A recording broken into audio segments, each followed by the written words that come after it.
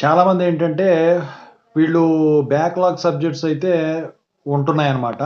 అది for example ఇప్పుడు R18 regulation వాళ్ళున్నారు. సో, ఇక వచ్చేసరికి ఏంటంటే, ఈ 30, 23 గ్రేస్ మార్క్స్ కోసం వచ్చేసరికి వీళ్ళేం చేస్తున్నారంటే, సబ్జెక్టులు పెట్టుకోవచ్చని చెప్పేసి పాస్ అవ్వడానికి ట్రై చేయకుండా, వీళ్ళేం చేస్తున్నారు, ఎగ్జామ్‌లో ఎట్లా పడితే అట్లా రాసేసి గ్రేస్ మార్క్స్ అప్లై చేసుకోవడానికి ఎన్ని మార్కులైతే అవసరం ఉంటాయో ఆటికి సరిపడా ఈ మార్కులు తెచ్చుకుంటున్నారనమాట. ఎక్స్‌టర్నల్, ఇంటర్నల్ కలిపేసి. అలా రాసుకుంటున్నారు.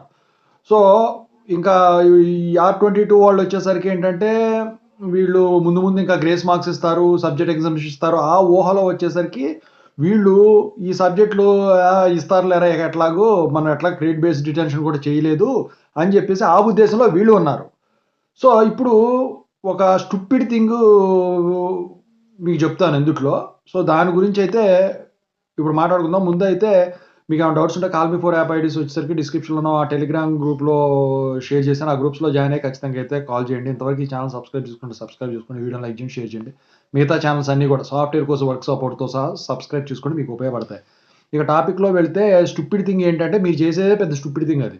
ఏంటంటే ఎప్పుడో జరగబోయే దాని గురించి మీరు సబ్జెక్ట్ వదిలేసుకొని లేకపోతే పాస్ అవ్వాల్సింది కూడా ఇప్పుడు 30, 23 ఉన్నాయి కదా అని చెప్పేసి దగ్గరకు తెచ్చుకొని పెట్టుకోవడం అనేది చాలా ఫూలిష్ థింగ్, స్టూపిడ్ థింగే అది నిజంగా.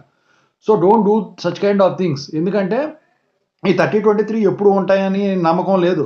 అదీ కాకుండా R22 వాళ్ళకొచ్చేసరికి అసలు గ్రేస్ మార్క్స్ అన్న కాన్సెప్టే లేదు. సబ్జెక్ట్ ఎగ్జామ్షన్ అనే కాన్సెప్టే లేదు. R18 వాళ్ళకొచ్చేసరికి సబ్జెక్ట్ ఎగ్జామ్షను ఇవ్వని పక్షంలో గ్రేస్ మార్క్స్ 30, 23 ఇచ్చారు. ఎందుకంటే ఇవ్వటం కుదరక ఆ సబ్జెక్ట్ ఎగ్జామ్షన్ అది. అది కూడా ఏదో అయిష్టంగా ఇవ్వటం జరిగింది. అయితే మీరు గనక ఈ పొరపాటు చేశారంటే మాత్రం ఒకవేళ ఆ టైంకి 30, 23 తీసేసి రీస్టోర్ చేసినా, లేకపోతే ఫ్యూచర్‌లో ఇంకా సబ్జెక్ట్ ఎగ్జామ్స్ గ్రేస్ మార్క్ రాకపోయినా మీరు చాలా ఇబ్బంది పడతారు. అందుకనే ఈ వీడియో చేయడం అయితే జరిగిందండి. Don't do such kind of stupid things okay. So, ముందు పాస్ అవ్వటానికి ట్రై చేయండి ఎగ్జామ్స్‌లో.